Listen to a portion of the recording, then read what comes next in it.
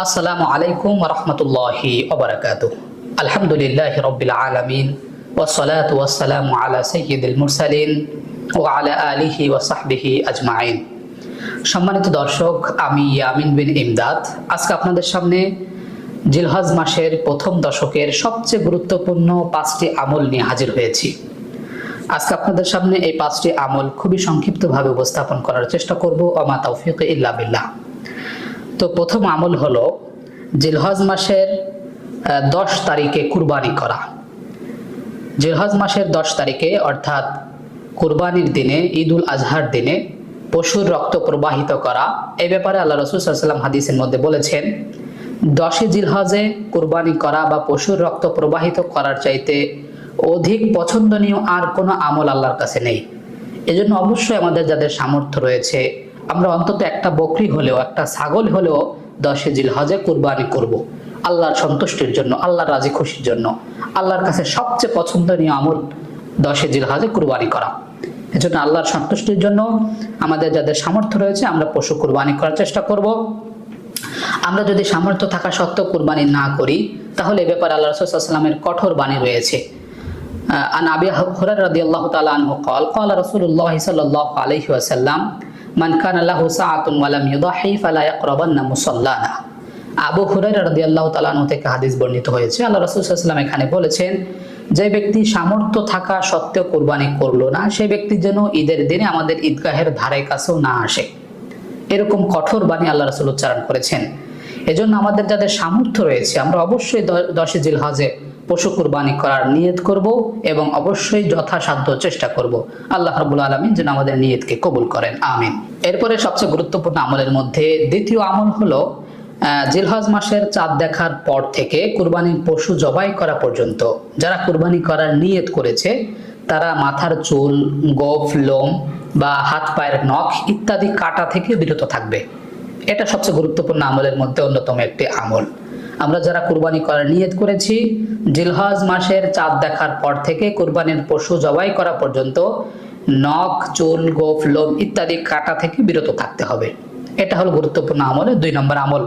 এবং গুরুত্বপূর্ণ আমলের মধ্যে 3 নম্বর আমল হলো জিলহজ মাসের প্রথম 10 দিনে রোজা রাখা। প্রথম দশকের নফল রোজা রাখা অনেক বেশি ফজিলতপূর্ণ।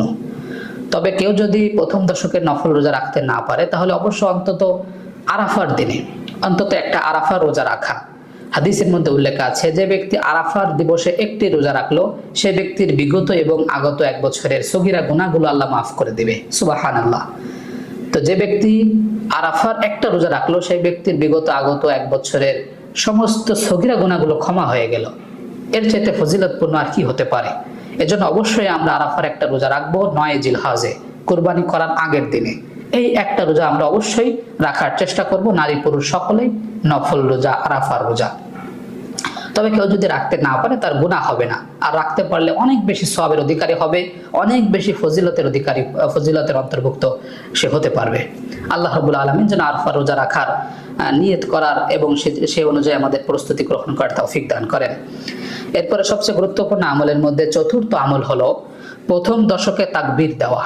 অর্থাৎ জিলহজ মাসের চাঁদ দেখার পর থেকে 13 জিলহজ আসর পর্যন্ত তাকবীরে তাশরিক, আল্লাহু আকবার, আল্লাহু আকবার, লা ইলাহা ইল্লাল্লাহু, আল্লাহু আকবার, আল্লাহু আকবার, ওয়ালিল্লাহিল হামদ, এই তাকবীরগুলো জোরে জোরে পাঠ করা, জোরে জোরে আওয়াজ করা।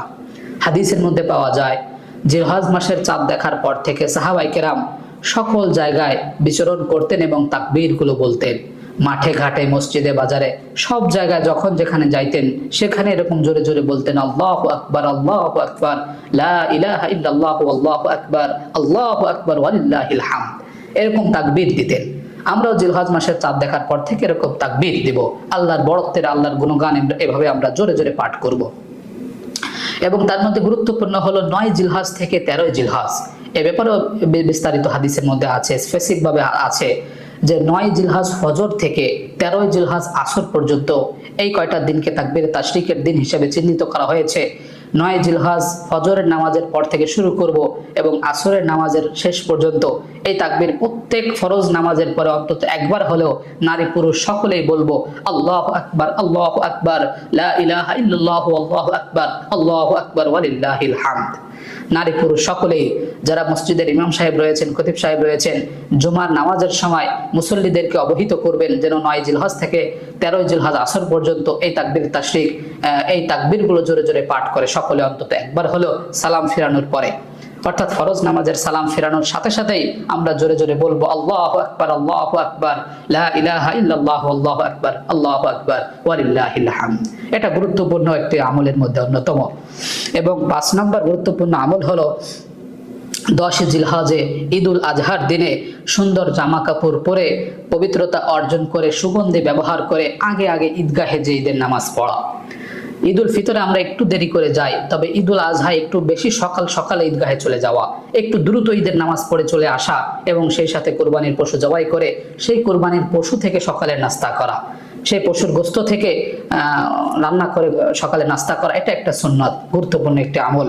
এজন্য আমরা অবশ্যই চেষ্টা করব ঈদুল আজহায় একটু সকাল সকালে ঈদগাহে চলে যাওয়া এবং তাড়াতাড়ি নামাজ পড়ে চলে আসা এবং পশু কুরবানি করা। এটা গুরুত্বপূর্ণ 5টি আমলের মধ্যে অন্যতম একটি আমল। তো আজকে যে আমলগুলোর কথা উল্লেখ করলাম, আল্লাহ রাব্বুল আলামিন যেন এই আমলগুলো আমাদেরকে বুঝে শুনে সঠিকভাবে পালন করার, আদায় করার তৌফিক দান করেন এবং আল্লাহর রাজি খুশির জন্য আমরা যেন আগে আগে ঈদগাহে চলে যেতে পারি, ঈদের নামাজ পড়ে আসতে পারি এবং আল্লাহর সন্তুষ্টির জন্য, আল্লাহর রাজি খুশির জন্য পশু কুরবানি করতে পারি। আল্লাহ যেন আমাদের এই কুরবানিকে কবুল করেন। আমিন। ওয়া আখির দাওয়ানা আলহামদুলিল্লাহি রাব্বিল আলামিন। আসসালামু আলাইকুম ওয়া রাহমাতুল্লাহি ওয়া বারাকাতুহু।